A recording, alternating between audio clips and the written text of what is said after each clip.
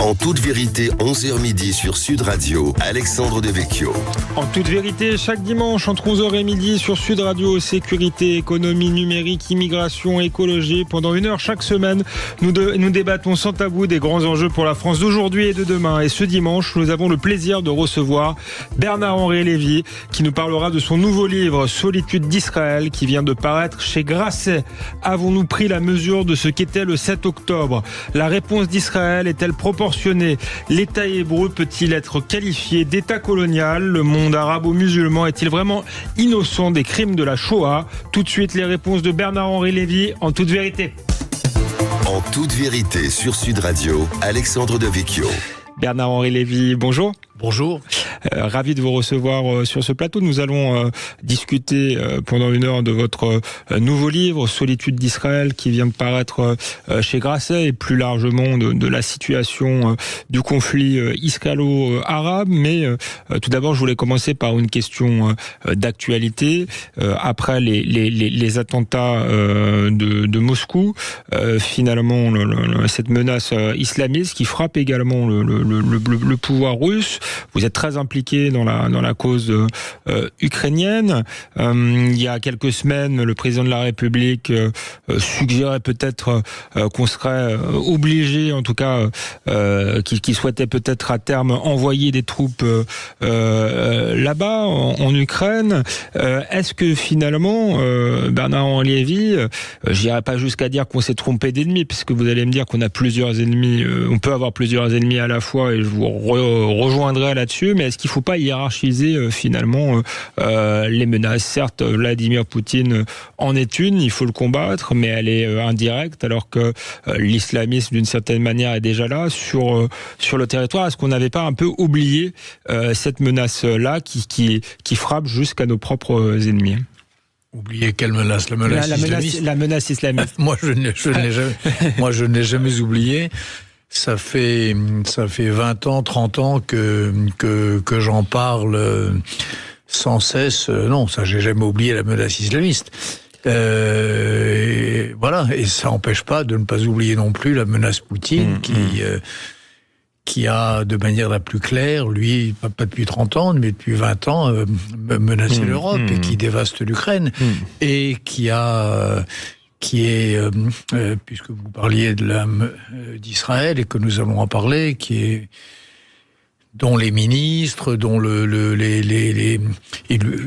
représentants ont reçu le Hamas, l'ont félicité, ont probablement été informés de l'attaque du 7 octobre. A reçu le Hamas, oui, effectivement.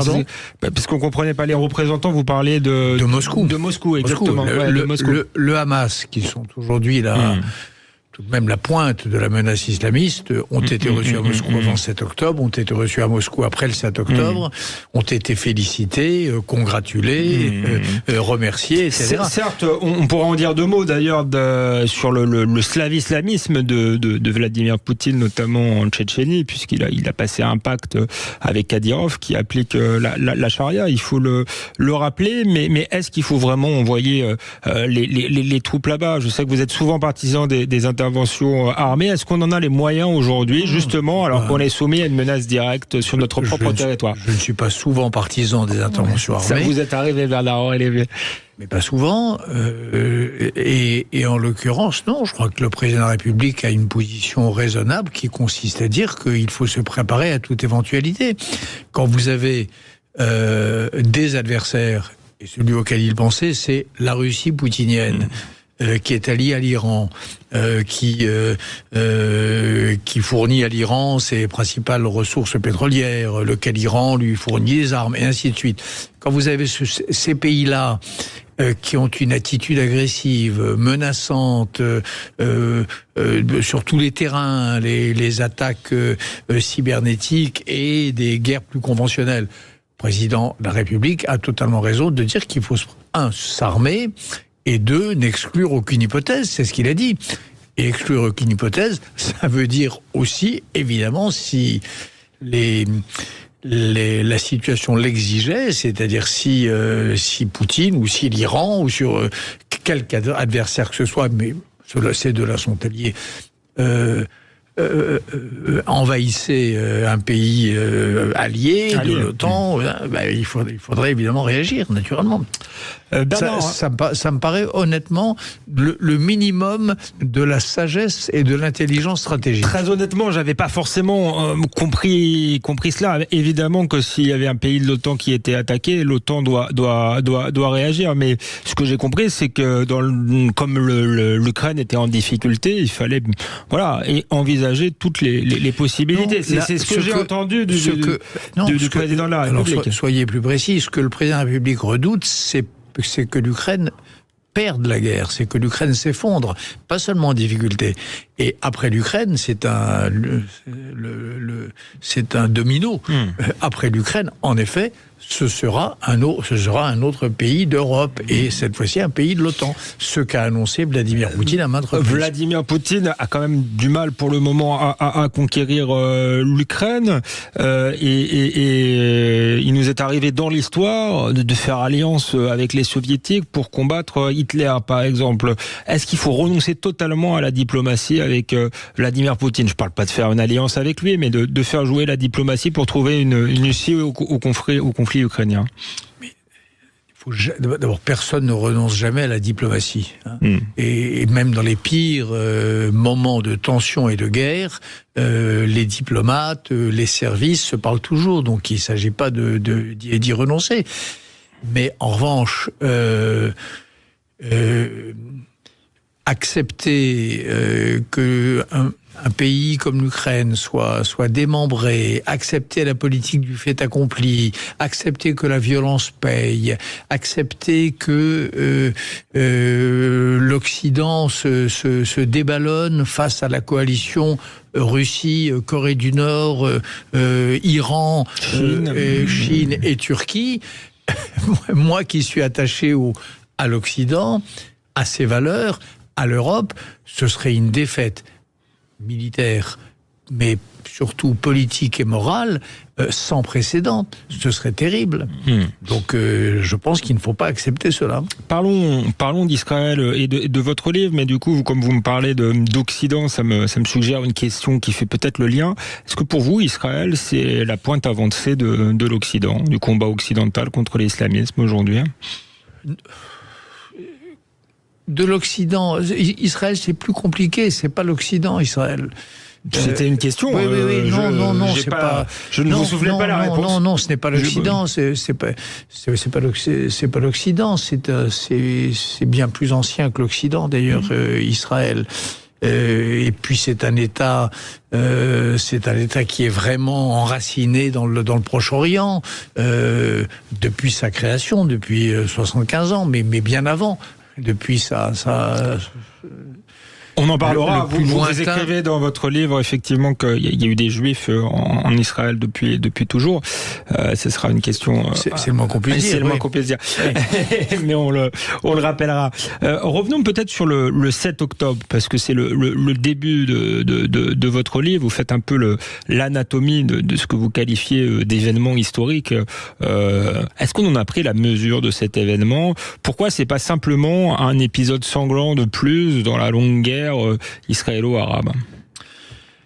Parce que d'abord, ça a remanié la géopolitique mondiale, ça a redistribué les cartes, ça a dessiné des nouvelles alliances, un peu ce dont on parlait en commençant, mais surtout parce que je crois qu'on n'avait jamais vu un événement pareil, c'est-à-dire une invasion aussi nombreuse et aussi brutale, des victimes en si grand nombre, une cruauté, un sadisme des assaillants d'une telle ampleur, un tel acharnement dans la violence, dans la profanation des corps et dans l'humiliation des victimes, en particulier des femmes.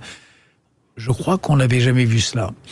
Une prise d'otage aussi massive, cette razzia, cette battue et cette razzia. Il y a quelques précédents. Il y a eu au Nigeria les petites lycéennes chrétiennes, il y a probablement 10 ans d'ailleurs, enlevées par Boko Haram. Elles devaient être à peu près le même nombre. Et puis il y a à la fondation de Rome, là il y a 2700 ans, il y a l'enlèvement des Sabines. Enfin, c'est pas fréquent. C'est pas fréquent. Merci Bernard-Henri Lévy. On poursuit la discussion après une courte pause. On continue à parler notamment du 7 octobre, de la situation au Proche-Orient. C'est tout de suite dans Toute Vérité avec Bernard-Henri Lévy. En toute vérité, 11h midi sur Sud Radio, Alexandre Devecchio. Nous sommes de retour sur Sud Radio avec Bernard-Henri Lévy. Nous parlons de son dernier livre, Solitude d'Israël, qui vient de paraître chez Grasset. Un livre assez personnel, assez viscéral, un livre de combat sur effectivement le 7 octobre et ses conséquences. On en parlait avant la pause, Bernard-Henri Lévy. 7 octobre, donc vous jugez que c'est pas un épisode de plus dans une longue guerre sanglante, c'est un événement qui aurait dû ébranler la conscience universelle. D'ailleurs, vous dites que dans les premiers temps, ça a été le cas, et qu'ensuite il y a eu une forme de retour du refoulé. Ça a d'abord été le retour du mal absolu, vraiment. Vous qualifiez cet événement de pogrom ? Je l'ai qualifié à la minute même, le jour même. De pogrom. Pogrom, oui. Oui.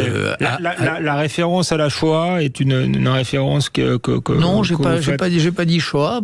Shoah, c'est autre chose, mais pogrom, oui. Quand on va tuer 1200 juifs parce qu'ils sont juifs et qu'on va les chasser comme des animaux dans la moindre de leurs cachettes et qu'on les saigne. Ça ressemble évidemment au schéma des pogroms. Et les terroristes, si tant est qu'il faille les appeler les terroristes, c'est des terroristes et c'est une armée, le Hamas, c'est les deux à la fois, qui se sont acharnés sur eux. Ils ressemblaient aux Einsatzgruppen allemands. Donc on était dans quelque chose quand même de tout à fait singulier. Donc voilà, oui, bien sûr. Et quelle était... Si c'était un plus effectivement... Est-ce que ça a ébranlé la conscience universelle ? Voilà, ça a ébranlé la conscience universelle parce que ça a rappelé à la conscience universelle quelque chose qu'elle avait oublié, qui est le mal radical. Le mal radical, ça veut dire quoi ? Ça veut dire... Le mal, pas pour le pouvoir, pas pour la conquête d'un territoire, pas pour même pas pour une vengeance, même pas. C'est le mal pour rien. Le mal pour le mal. Le mal sans animer d'aucune autre passion que la passion de soi. Pour un philosophe, que je suis aussi, ça s'appelle le mal radical. Et c'est ce qu'on a vu le 7 octobre. Donc ça... Bien sûr que ça provoque un ébranlement de la conscience universelle. C'est allé bien au-delà de la conscience juive. Bien sûr que la conscience juive en a été terriblement affectée. Tous les juifs, je crois, du monde ont reçu ça comme un coup de poignard glacé. Bien sûr, les échines ont tremblé. Mais au-delà des juifs, je crois que personne de normal n'a pas pu ne pas ressentir un effroi absolu face à ce qui s'est passé là. Et l'événement, c'est que ça n'a pas duré longtemps. Et que ça a été recouvert aussitôt, et c'est cela qui m'a décidé, enfin c'est une des raisons qui m'ont décidé à écrire ce livre, c'est la façon, avec la rapidité avec laquelle on a recouvert tout ça, avec du blabla, avec de la culture de l'excuse, avec du oui mais, avec du c'est pas un hasard si c'est arrivé, avec du est-ce que les Israéliens l'ont pas cherché, avec des raisonnements oiseux reliant ça à des épisodes anciens du conflit. Et ça n'a rien à voir parce que le mal dans cette pureté-là, si j'ose dire, il n'a plus rien à voir avec une historicité classique. On l'a vu avec l'extrême gauche en France, qui refusait de qualifier le Hamas d'organisation terroriste. Vous avez parlé de Vladimir Poutine qui a mis également, qui n'a jamais parlé de terrorisme sur le 7 octobre, mais on l'a vu aussi avec l'ONU, la Croix-Rouge, qui non seulement ont eu du mal à reconnaître les faits, à les dénoncer en tout cas clairement, clairement, mais parfois on semblait mettre en accusation Israël. Vous êtes très sévère à l'égard notamment de la communauté internationale que vous avez pourtant souvent soutenue. Les institutions internationales. Avec les Nations Unies notamment. Oui, c'est ça. Je suis sévère, oui, il y a dans le livre... Peut-être juste, hein, il y a dans le livre... Écoutez, il y a un chapitre, en effet, qui est un chapitre clinique, où je fais la liste de toutes ces incroyables silences, si j'ose dire, ou de tous ces incroyables dénis, de tous ces hauts responsables des Nations Unies, qui non seulement n'ont pas voulu condamner, mais qui ont condamné ceux qui condamnaient, qui ont exclu de tel ou tel organisme des Nations Unies une conscience, une femme, un homme, qui disait, mais enfin, est-ce qu'il ne s'est pas passé là quand même quelque chose d'immense qui devrait nous solliciter, la manière dont on les a virés. Donc, je dresse une liste, oui, c'est vrai, l'organisation qui s'appelle ONU Femmes, une agence des Nations Unies, tout spécialement consacrée, dévouée à la violation des droits des femmes dans le monde, qui a commencé pendant des mois. Elle s'est reprise il y a quelques semaines, mais pendant des mois, a dit, mais attendez, on est sûr de rien, mais les femmes violées, qu'est-ce qu'ils prouvent? Et qu'est-ce qu'ils nous dit que ce ne sont pas les Israéliens eux-mêmes qui ont violé les femmes en question? Et puis pourquoi est-ce qu'elles ne témoignent pas? Pourquoi est-ce qu'elles ne disent rien? La plupart d'entre elles étaient mortes. Ou quand elles n'étaient pas mortes, elles étaient en captivité, c'est-à-dire qu'elles étaient emmenées en otage dans les tunnels du Hamas. Donc, ONU Femmes, voilà un exemple d'une organisation qui, à juste titre, pense que la parole d'une femme martyrisée doit être absolument entendue et qu'il faut l'entendre d'abord et qu'il ne faut pas la mettre en doute. Sauf que quand c'est une femme juive... Sauf quand c'est une femme juive, c'est là... pas le cas, apparemment. Ah ben oui, là c'était pas le cas. Là, il y a eu des choses qui ont été dites, mais tout ça est dans le livre, j'ai même pas envie de le répéter. Mais c'est intéressant dans le livre, c'est pour ça que parce que c'est une liste effarante jusqu'à la Croix-Rouge. Mais ça me brise le cœur, et ça brise le cœur de beaucoup de femmes israéliennes. Et avec des actes, pour ce qui est de l'ONU, des actes de collaboration quasiment. La Croix-Rouge, je cite le cas d'une dame qui supplie la Croix-Rouge d'aller porter à sa maman otage des médicaments dont elle a besoin, sans lesquels elle ne peut pas vivre. Et la Croix-Rouge la rabroue. Le délégué de la Croix-Rouge, important, auquel elle s'adresse, l'envoie promener en lui disant c'est pas notre boulot. La Croix-Rouge ne donne pas de nouvelles des otages. Elle n'exige pas, comme c'est sa mission, l'accès aux otages israéliens. La Croix-Rouge découvre les otages, enfin, à des exceptions près, sûrement, le jour en novembre où il y a cette fameuse trêve et ce fameux échange, ce fameux troc de un otage israélien contre 3 prisonniers, 3 ou 4, ou je ne sais plus, prisonniers, criminels de sang, palestiniens. Là, la Croix-Rouge, en effet, escorte les otages israéliens, avec des scènes, honnêtement d'ailleurs, qui ne lui font pas honneur non plus. On a tous des scènes de propagande, oui. On a tous vu ces images, oui, où les geôliers palestiniens jouaient les bons garçons, soutenaient la vieille dame juive, otage, qui avait du mal à marcher, prenaient un jeune garçon par les épaules. Il y a même eu un moment d'ailleurs assez beau, où il y avait un de ces otages qui a envoyé promener le geôlier. Mais la Croix-Rouge était là, elle couvrait cette opération de propagande. Enfin, les institutions internationales se sont vraiment souvent, du sommet, M. Gutiérrez, secrétaire général, à la base, l'UNRWA, l'organisation qui s'occupe des réfugiés palestiniens depuis 75 ans, les fameux réfugiés de père en fils, elle s'est déshonorée. De l'UNRWA en bas à Gutiérrez en haut, franchement... L'UNRWA, dont certains membres, d'après des enquêtes, auraient participé directement au massacre. Ce qui est quand même mais ça je le dis aussi, ça, oui, c'est avéré, je le dis dans le livre, je crois. Il y a 42 membres de l'UNRWA, cette organisation qui est chargée de s'occuper des réfugiés, de l'apporter, de véhiculer l'aide humanitaire, ainsi de suite. 42 ont participé à la commission des massacres, ont perpétré les massacres, ont été de ceux qui les ont perpétrés. Et on évalue à plusieurs centaines les membres de l'UNRWA, et peut-être encore davantage, qui ont des liens avec le Hamas, des liens organiques, des liens d'affiliation. Et enfin, pour finir avec l'UNRWA, mais c'est un vrai sujet, l'UNRWA a des écoles où on est censé éduquer, à éveiller les lumières de l'esprit des jeunes Palestiniens de Gaza, avant la guerre.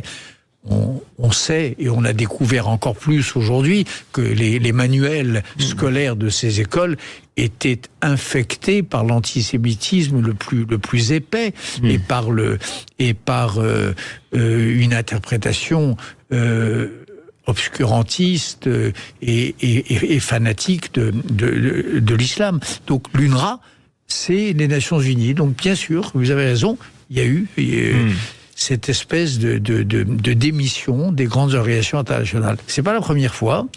J'avais déjà vu ça en Bosnie, et au Rwanda, et au Darfour et ailleurs. Mais là, je dois dire que dans cette histoire-là, ça a pris des proportions insensées. On parlera en fin d'émission, notamment de votre vision de l'État-nation. On sait que vous n'êtes pas forcément un grand partisan des États-nations forts, et sans doute il faut un système de régulation internationale. Mais est-ce que quand même cette faillite des instances internationales ne vous conduit pas à réviser votre constat sur les États-nations?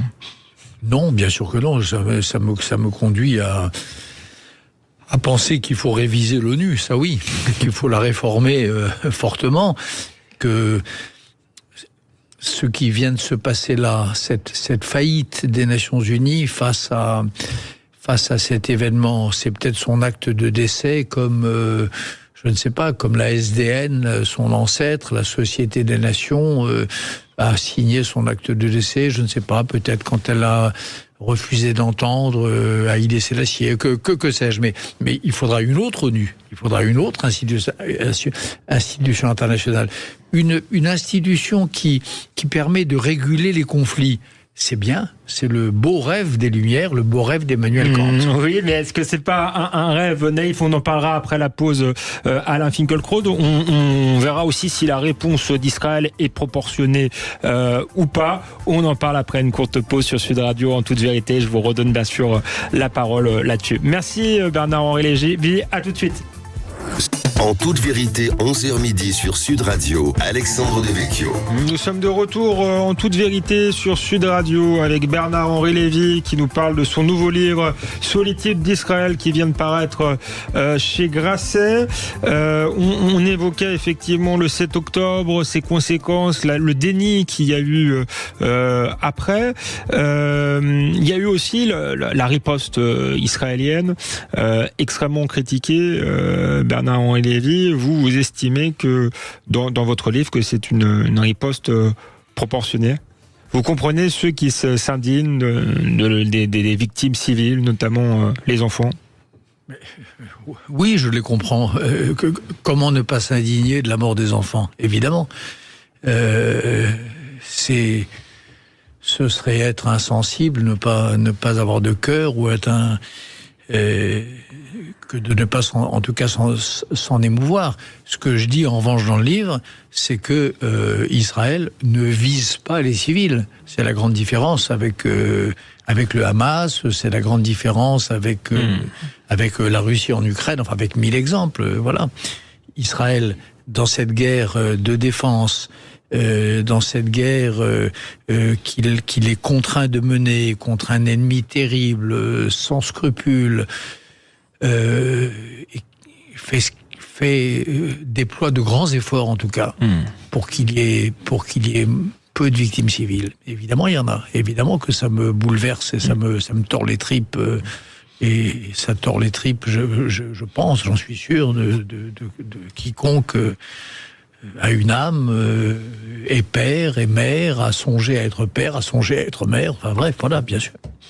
Mais est-ce que c'est proportionné malgré tout? C'est ce que je veux dire. Effectivement, Israël ne vise pas les civils, mais c'est très bien qu'elle va en toucher de nombreux malgré tout, vu la géographie tout simplement de Gaza. Et surtout, est-ce que ça a un sens? C'est la question que beaucoup se posent. Est-ce que c'est pas finalement nourrir les terroristes de demain? Si à l'issue de cette guerre, il n'y a pas un travail politique, diplomatique, de reprise du processus de paix, est-ce que ce sera pas une guerre pour rien qui aboutira à la création d'un Hamas peut-être encore plus violent dans quelques décennies? Ça, c'est autre chose. C'est une vraie question que beaucoup se posent. Bien sûr, mais c'est deux. Vous me posez deux questions différentes. La question de la guerre proportionnée, mot affreux. Mais bon, allons-y, bien sûr. Dans un conflit asymétrique, c'est compliqué, mais c'est une question qu'il faut se poser. D'après les experts sérieux, je pense par exemple au général Petraeus, qui a été... qui est un grand général américain, la guerre d'Afghanistan, etc. D'après des experts sérieux, puisque vous parlez de proportion, moi j'aime pas parler ce langage-là, mais enfin, la proportion entre les victimes civiles et les victimes militaires, elle est une des plus basses dans ce type de guerre. Voilà. On a les chiffres du Hamas, mais c'est vrai qu'on a du mal à avoir des chiffres. Mais les chiffres du Hamas sont faux. Non, mais je suis bien d'accord. C'est pour ça que je les donne pas, mais on a du mal quand même à avoir des chiffres officiels. Nous savons qu'ils sont faux parce que d'abord ils mélangent les combattants et les civils. Parce deuxièmement, ils mélangent les morts sous les bombes israéliennes et les morts sous les bombes palestiniennes qui ont explosé en territoire palestinien, parce que 1 sur 5 est mal tirée et retombe, etc. Parce que ils sont donnés par le ministère de la Santé du Hamas. Et voilà, bref, ces chiffres-là, on le sait, sont faux. Mais c'est même pas une question de chiffres. Il n'y en aurait-il que la moitié, que le tiers, qu'évidemment, c'est horrible. Ça va sans dire. Mais ce qui me frappe, c'est que je ne vois pas, parmi ceux qui disent, en effet, qui mettent en cause la stratégie israélienne, je ne les vois pas proposer de stratégie alternative. Là, ces jours-ci, les Américains disent, on va voir, qu'ils ont prévu une rencontre avec le cabinet de guerre israélien pour leur dire pourquoi leur stratégie n'est pas la bonne pour la bataille qui vient, la bataille de Rafah. S'ils ont une meilleure stratégie, évidemment, ce serait magnifique. Mais à ce jour, dans les semaines où j'ai écrit ce livre, en tout cas, personne n'a proposé une autre stratégie que la stratégie israélienne, une autre manière de faire en sorte, en gros, parce que c'est quoi? Elle sert à quoi cette guerre? C'est ça la question. Quelles sont les finalités? Parce qu'elle a été engagée dans d'autres terrains de conflit qui ont abouti à des chaos plus grands encore. Il y a 3 finalités. La première finalité, c'est que le 7 octobre ne recommence pas. Parce que le Hamas a dit, dès le premier jour, que ça n'est qu'un commencement et qu'il y en aura d'autres. Et ils sont organisés pour faire d'autres 7 octobre. Donc ça, c'est la première chose. C'est la première finalité. La deuxième finalité, c'est libérer les Palestiniens de cette hypothèque ou de cette dictature terrible que fait peser le Hamas sur eux, parce que il y a des choses dont personne ne parle, mais la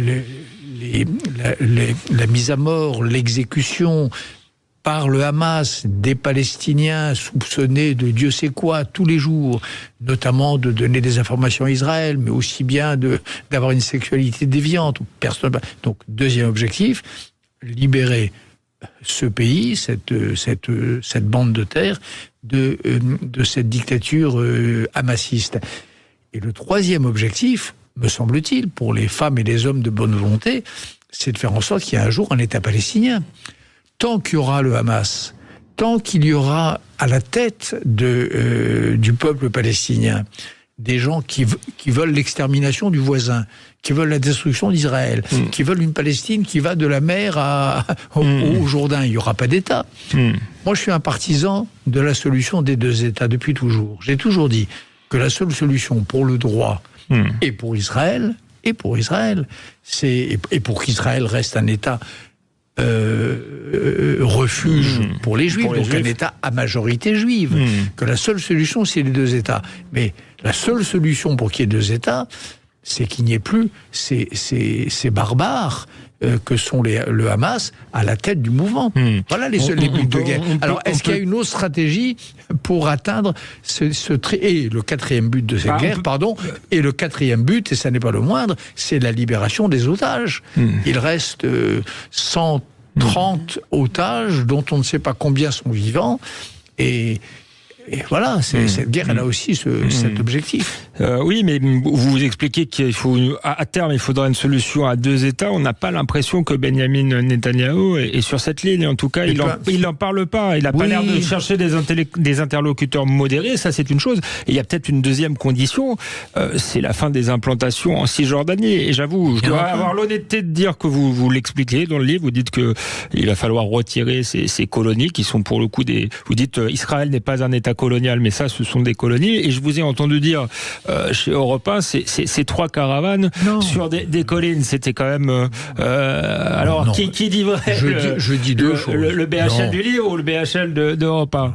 Non, le BHL à Europe 1, il dit autre chose. C'est votre phrase. Hein, oui. Mais, je suis partisan, en effet, comme ça s'est passé à Gaza lorsque Ariel Sharon est sorti de Gaza, du démantèlement des implantations.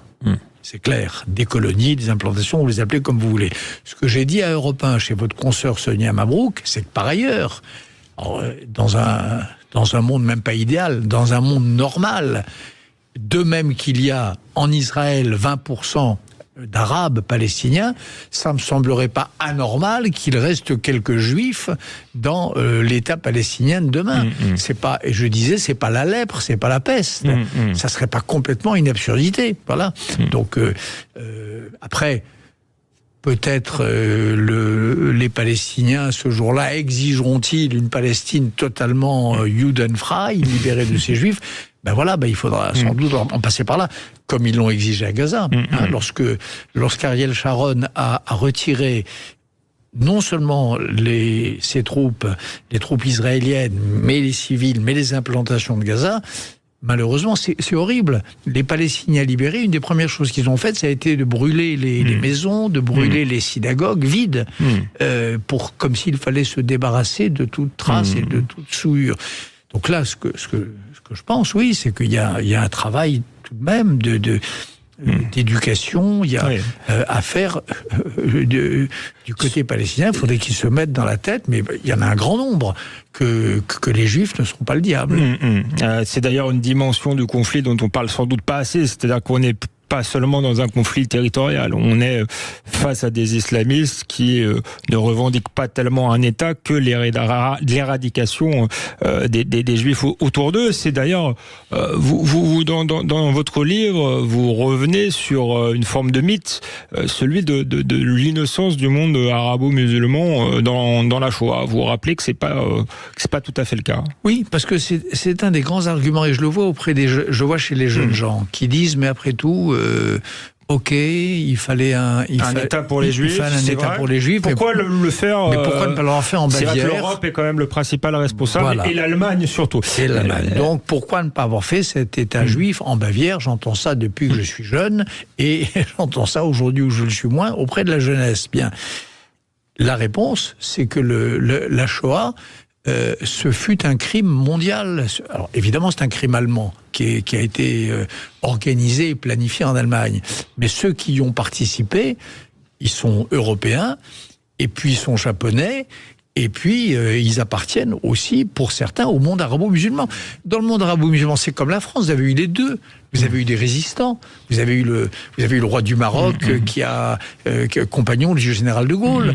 Vous avez eu des Palestiniens qui se sont engagés dans les forces britanniques. Vous avez eu des Goumiers et des Tabors marocains qui ont participé dans la France libre à la bataille de Monte Cassino. Et puis, vous aviez des nazis. Vous aviez des gens qui ont été séduits par l'idéologie nazie. Notamment le grand moufti de il y a cet Jérusalem. exemple sur lequel on en parle après la pause. Il y a encore une pause. Ce sera la dernière partie. Trop de publicité, là. C'est formidable. On vous reçoit 1 heure, ce qui est beaucoup dans une... C'est très bien. Merci Bernard-Henri Lévy. On continue à parler de votre livre, et notamment on commencera par une question sur le grand moufti de Jérusalem, dont il faut rappeler le rôle dans l'extermination des Juifs. À tout de suite sur Sud Radio. Radio, avec Bernard-Henri Lévy en toute vérité. En toute vérité, 11h midi sur Sud Radio, Alexandre Devecchio. Nous sommes de retour sur Sud Radio avec Bernard-Henri Lévy qui nous parle de son nouveau livre Solitude d'Israël qui vient de paraître chez Grasset. Avant la pause, on parlait du grand moufti de Jérusalem et du rôle joué pendant la guerre par une partie du monde musulman dans l'extermination des Juifs. Le grand moufti de Jérusalem, avant lui les frères musulmans. Comment finalement l'idéologie nazie, ce que vous dites, a imprégné une partie du monde musulman? Les frères musulmans, premier exemple, dans les années 20, notamment Al-Banna, le grand-père de Tariq Ramadan, est fasciné par la révolution fasciste, par la révolution ensuite, le début de la révolution nazie en Allemagne. Il trouve que c'est une solution pour le monde de demain et il s'en inspire pour créer la confrérie des frères musulmans. Voilà, il s'inspire, il se dit on va faire partie de la chouette nouvelle grande mouvance en train de se mettre en place. Le grand moufti Al-Husseini de Jérusalem, personnage important, parce que d'abord autorité spirituelle, un des parrains intellectuels du nationalisme palestinien, un des hommes qui a beaucoup influencé Yasser Arafat, qui a longtemps été le leader de l'OLP, était un nazi. Voilà, il y a un chapitre du livre qui lui est consacré. Il passe d'ailleurs la guerre, c'est plus les années 30, c'est la guerre, l'essentiel de la guerre, à Berlin.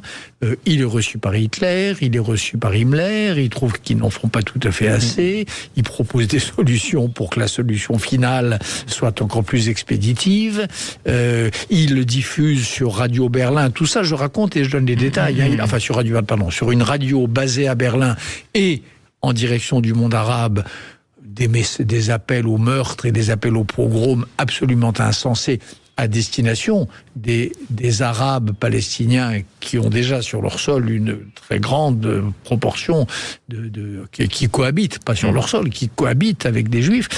Et puis comme il n'est pas seulement imam, il n'est pas seulement grand moufti, il est aussi homme d'action.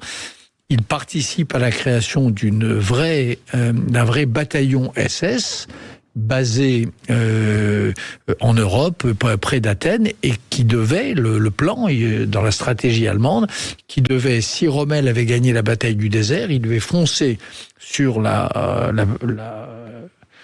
futur État israélien et liquider le Yishuv, comme on disait à l'époque, c'est-à-dire l'embryon d'État israélien. Donc prendre sa part, concrètement, à la solution finale. Alors, il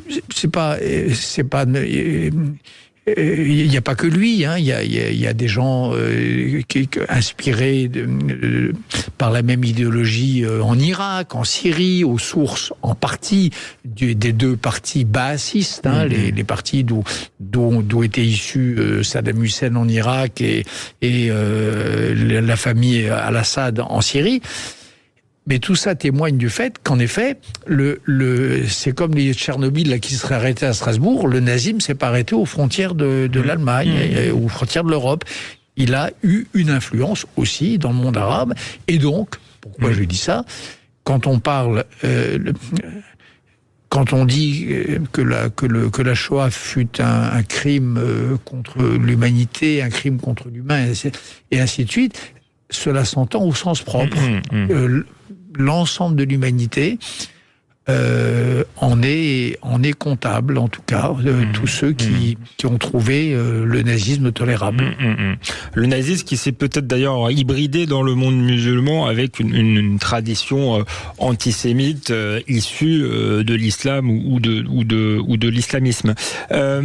Passons maintenant à peut-être, j'allais dire, les sujets qui fâchent, j'exagérerais, mais les sujets où on pourrait avoir un point de désaccord, parce que j'ai trouvé votre livre, je le dis sincèrement, très très intéressant, instructif aussi, justement tout ce passage historique. Mais je pointe parfois une contradiction, c'est-à-dire que je parlais tout à l'heure de l'État-nation que vous stigmatisez dans le livre. Malgré tout, vous dites que c'est pas votre truc, pour le dire avec des mots simples. Et en même temps, lorsqu'il s'agit d'Israël, voilà, vous êtes pour le droit d'Israël d'avoir un État-nation avec des frontières, d'user de la force et quand il le faut. Effectivement, Israël est en état de légitime défense, mais n'hésite pas à user de la force. Et par ailleurs, tout de même, en Israël, il y a un gouvernement qui intègre des personnalités d'extrême droite, et elles le sont vraiment. Il n'y a pas d'ambiguïté là-dessus. Vous êtes assez discret là-dessus. Et en Europe, tous les gouvernements en Europe ou même aux États-Unis, puisque vous parlez de Donald Trump, les gouvernements qui voudraient être un peu fermes en matière de frontières, en matière d'immigration, vous continuez à les combattre. Vous leur reprochez même quasiment de soutenir Israël. J'exagère, mais vous dites que c'est ennuyeux d'être rejeté par les progressistes d'une certaine manière et d'être soutenu par ce que vous appelez les illibéraux. Oui, ça, je dis ça en effet. Je dis pas ennuyeux, mais je dis que c'est que ça vous ennuie, en tout cas. Oui, je dis que c'est un des paradoxes de la situation, que les libéraux auxquels Israël ressemble le vouent aujourd'hui, tendent à le vouer souvent aux gémonies, et les illibéraux qui n'incarnent pas les mêmes valeurs aujourd'hui sont en effet ceux qui soutiennent Israël. Ça fait partie. Mais est-ce que finalement ça vous conduit pas? Est-ce que vous vous trompez pas sur vos catégories? Est-ce que finalement ceux qu'on appelle les libéraux, qui pour certains sont tentés par le wokisme, c'est-à-dire par une forme de censure, les libéraux tentés par le wokisme sont des libéraux perdus, c'est pas des libéraux. Exactement. Et est-ce que finalement le libéralisme, c'est effectivement un minimum de tolérance, ou même un maximum de tolérance, mais quand même dans le cadre d'un État-nation avec des frontières, avec une immigration qui est limitée. Est-ce qu'on peut vraiment qualifier ces chefs d'État-là, qui après tout sont élus au suffrage universel de manière démocratique, d'illibéraux? Pour moi, un illibéral, on sort d'Israël, mais je veux bien. Bien sûr, bien évidemment. Pour moi, un illibéral, c'est quelqu'un qui pense que la démocratie, ça se réduit aux élections. Qu'une démocratie est pleine et entière lorsque le dirigeant a été élu au suffrage universel. Ça, c'est un illibéral, parce que la démocratie, ça veut dire des tas d'autres choses. Oui, ça veut dire, partout en Europe, il y a des juges, il y a des journalistes, vous savez bien qu'il y a des contre-pouvoirs, il n'y a pas d'État sans contre-pouvoir aujourd'hui en Europe, aux États-Unis. Je connais bien la Hongrie, je connais bien Orban, je connais bien le pays. Orban qui a toujours soutenu Israël. Oui, bien sûr, mais la presse y est de plus en plus inquiète. L'état de droit y est de plus en plus fragile. Les minorités y sont de plus en plus vacillantes. Voilà. Donc c'est pas parce qu'Orban est élu au suffrage universel que la Hongrie est une démocratie libérale.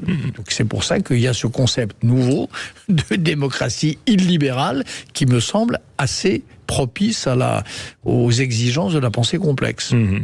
La pensée complexe, certes, je vous rejoins, il faut sans doute pas tomber dans un excès de libéralisme comme dans un excès d'illibéralisme. Et quant au wokisme, pour moi, alors vous dites les libéraux tentés par le wokisme, un libéral ne peut pas être tenté par le wokisme. Je vois que, par exemple, sans parler de wokisme, la Commission européenne, Ursula von der Leyen, d'ailleurs très sévère avec Israël, parfois tend à imposer aux États une vision libérale de la société. Est-ce que c'est vraiment ça les règles du libéralisme, qu'il y ait des contre-pouvoirs, je veux bien, mais que tous les États européens soient exactement sur le même logiciel idéologique, que ce soit imposé par le haut, par exemple, par un commissaire européen? Est-ce que c'est vraiment une logique libérale, ça, aujourd'hui? Moi, je sais pas de quoi. Faudrait donner des exemples. Moi, je suis pas pour qu'un Bruxelles tatillon impose des règlements aux nations membres de l'Union européenne. Je suis pas pour ça. Moi, je suis pour l'Europe, parce que je pense que c'est la seule façon de lutter à armes égales contre la Chine, contre la Russie, contre les grands empires qui aujourd'hui sont en train d'essayer de dépecer le monde.